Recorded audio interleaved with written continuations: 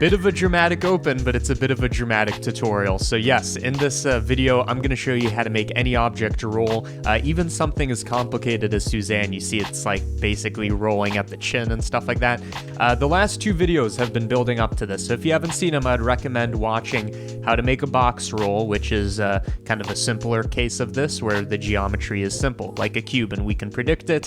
And then also the snap to ground video I made, where I hinted that we can make any object roll, but here we're going to put it into practice, and not just like any object can roll, we can do it along any curve. So let's update this curve, do something like that, and now the monkey's rolling along this curve. So let's just get into it. This is finally the culmination of everything I've been talking about, and then we can abandon this idea and never come back to it. Take the cube, delete it, replace it with whatever mesh it is you want to roll. It could be your OBJ of like a big flaccid, I don't know, erect, I guess, not flaccid thing, or you could just have a monkey.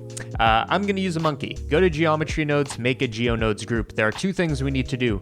One, we need to have this object sweep along a curve, whatever it is, and we need to have it spin and roll and do that snap to ground thing. So let's do the curve thing first because it's simple.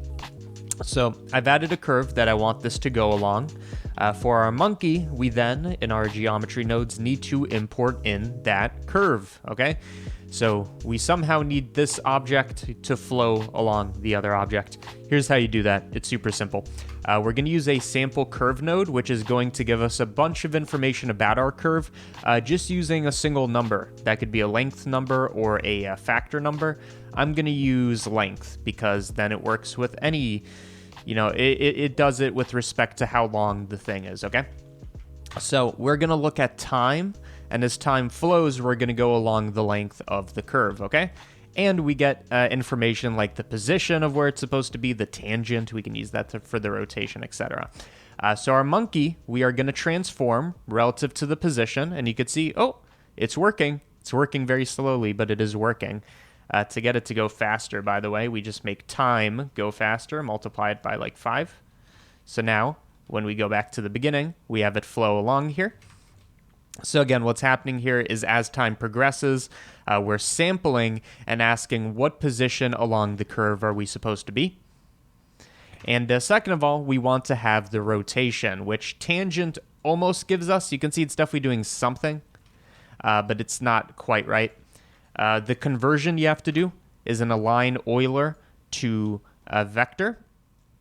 And you just put this in the vector slot and you set it to y. And that should work, I think, for anything. You can try out the different settings if y doesn't work for you, but it should. And if we update the curve, you can see it's going to update the rotation. So everything works beautifully. And this works with spirals, with whatever. So first order of business is done. Actually, let's also have the monkey facing the curve. So I'm going to add a bit of a... Yeah. add a bit of a, almost vomiting on the mic. I'm going to add a bit of a rotation by pi, which is 180 degrees, but in radians. Okay, so now you can see it's facing it. Okay, cool. First order of business is done. Second order of business is watching the king's speech so I can learn to stop stuttering when I'm presenting. Second order of business is getting it to rotate. So let's add in some X rotation. That's what's going to be kind of, I don't know if it's tangent or perpendicular to the motion, but it's the correct thing. We don't want to rotate on the Y. So what I am going to do is let's outsource this to a vector where we're going to add in our pi for the Z again, just so it's facing it. And let's have time also manipulate the X. And that seems to look pretty nice. Okay. Okay, so we have this thing rolling, but it's not doing the trick. So you could see it's not like rolling on itself. It's almost like as if it was a perfect sphere, right? So this is where the final snap to ground trick comes in. If you didn't watch that tutorial, not a big deal. I'm going to do it a bit differently anyways. What I want to do is I want to at any moment take the lowest point of the mesh, like the chin in this case, or now it's at the eyebrows, and I want that to be on the ground, which is what's going to make it roll. If the lowest point of the object's in contact with the ground and that's updating, that does the correct thing. So new method to do this. I read this in a comment. Bounding box node. It's going to give us the minimum location that we can use for doing the thing. Now, if you just plug this in raw, it's going to absolutely do the wrong thing. So let's see what this does.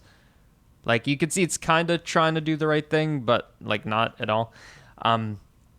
We basically need to do a bit of a conversion. Let's do vector math. A bit of a conversion with this so that we're only using the z coordinate, and we actually also have to flip it. So you want to multiply this vector by 0, 0, -1. That way the x doesn't matter, the y doesn't matter, only the z matters, how tall this thing is. We're looking at the minimum location. And I multiplied by -1 so that if it's beneath the surface, which this is, it's a negative number, you multiply by -1, it becomes a positive shift up, right? If it's beneath the surface, go upwards. If it's above the surface, make a negative, shift down. Take this, connect it to translation, and now you can see on any frame, it's going to give us the lowest part of the mesh touching the ground, which what that looks like in combination with everything we've done here is it looks like rolling. Yay! Let's try it with something fancier because it's fully procedural. We don't need to even use our curve. We could use something from GeoNodes. Curve circle. Let's increase the radius. I want you to imagine there's a circle here that you can't see. And now it's rolling along a circle. Beautiful. And this is how I did that video in the beginning. By the way, if you want this to kind of loop and repeat, you want to make sure that this is modulo the length of the curve. This part I haven't done. This is just me guessing. Let's try it. We want this to be modulo our length input modulo the maximum length. Let's find out. How do we get the length of the curve? With a spline parameter. And then length. That did not seem to like that, so I guess maybe forget that part of the tutorial. But we can get this to go along a circle. I know for sure one way to do this is you switch this to factor, connect this, so now it's going, well, it's going way too quickly. So let's like take this and divide it by 15 or something. So now it's going along this. That's still way too fast. And then you could take a fraction is going to work. So let's see.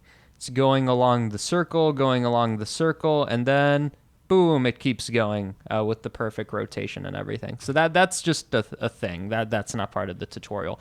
But yes, we can make any object rotate using its minimum bounding box thing on any curve. So that's kind of cool, isn't it? How long have we been going for? A nice 8-minute tutorial. Nice, clean. As I like to say at the end of these, thank you for watching, and also thank you to the patrons, almost 800 actually of you. I've never actually had 800 patrons. It always gets very close, and then at the end of the month, some people drop out and whatever. Thank you to the patrons for making this tutorial available for free for everybody. What am I talking about? There's a link in the description where you can become a patron, and you get a bunch of stuff in return. You get to support this channel and CG Matter channel and keep it available for free for everybody forever. But also, you get early access to tutorials. This one especially, I've uploaded this one like 3 or 4 days early, if not more, because I'm going on a trip. Early access to tutorials. See it before anybody else. Comment below before anybody else. All that. You get the blend files, the project files, so you don't need to make this yourself. I'm going to put that summoning blend available that has the rolling GeoNodes available to any patron of that tier. And exclusive tutorials. There's a bit of a catalog of tutorials that are behind a paywall. There's not many of those because I like to keep everything available for free for everybody. So, anyways, if any of this is of interest to you, or you just want to support the channel, Patreon's the way to do it. It really is. It's what lets me do this for free. So, thank you so much for watching. Hopefully you learned something, and that is it from me.